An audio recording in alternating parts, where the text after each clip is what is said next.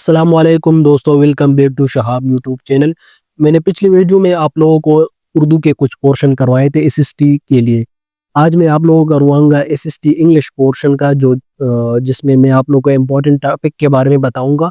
अगर आप लोगों ने ये टॉपिक कवर कर ली तो आप लोगों का 80 to 90% एसएसटी जनरल का पेपर बिल्कुल हो सकता है।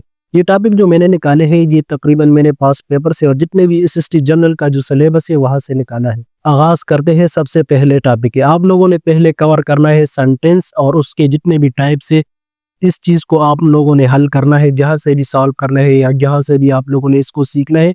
सेंटेंस और उसके टाइप के इसके बहुत से एमसीक्यूज आते हैं। फिर दूसरे नंबर पे है टेंसेस, जो कंसेप्चुअली आप लोगों ने बिल्कुल इसको समझने हैं।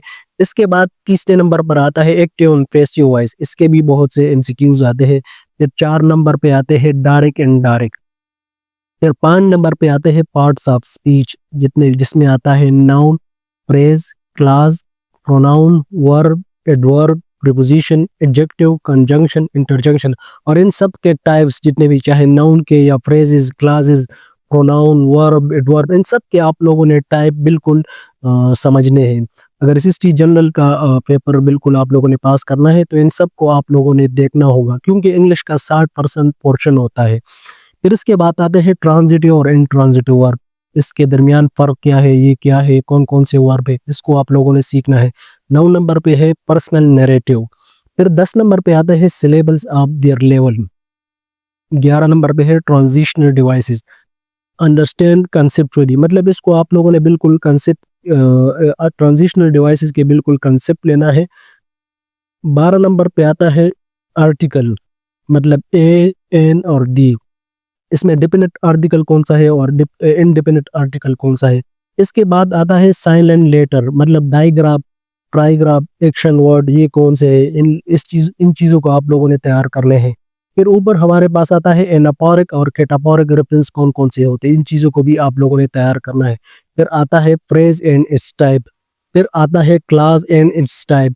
इसके बाद इंग्लिश के साथ साथ पेडागोजी का पोर्शन है 5%। उसमें आता है basic awareness and pedagogical term.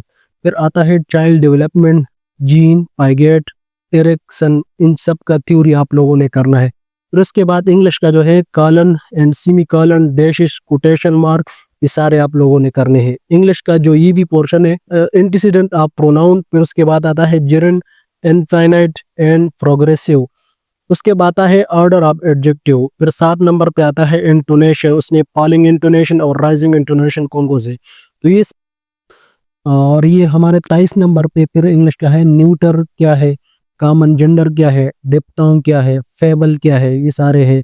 24 number पे है होमोफोन्स क्या है, हाइपन क्या है, कंसोनेंट, क्लस्टर, एनाग्राम, ये कौन कौन से। एनाग्राम मतलब साइलेंट वर्ड जो है। इन सब चीज़ों को आप लोगों ने बिल्कुल तैयार करना है एसएसटी जनरल के लिए, जो इंग्लिश का पोर्शन है। इंग्लिश का पोर्शन जिस टेस्ट में भी हो, चाहे फिजिक्स में हो चाहे मैथ में हो, ये चीज़ें आप लोगों ने तैयार करनी है। फिर 25 नंबर पे है regular and irregular noun and verb. आप लोगों ने रेगुलर नाउन और वर्ब इन चीज़ों के डिफरेंस के बारे में देखना है कि, और इस चीज़ को बिल्कुल क्लियर करना है, चाहे ग्रामर वाली बुक्स हो, चाहे गूगल से, चाहे चैट जीपीटी, हर जगह से आप तैयार कर सकते हो। और अगर आप लोग चाहते हो कि मैं तैयार कर लूँ तो कमेंट में आप लोग अपनी राय दे दें ताकि मैं इस पे वीडियो बनाऊँ।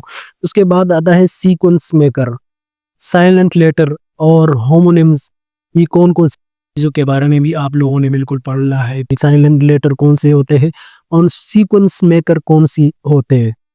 फिर उसके बाद आता है short and long vowel sound.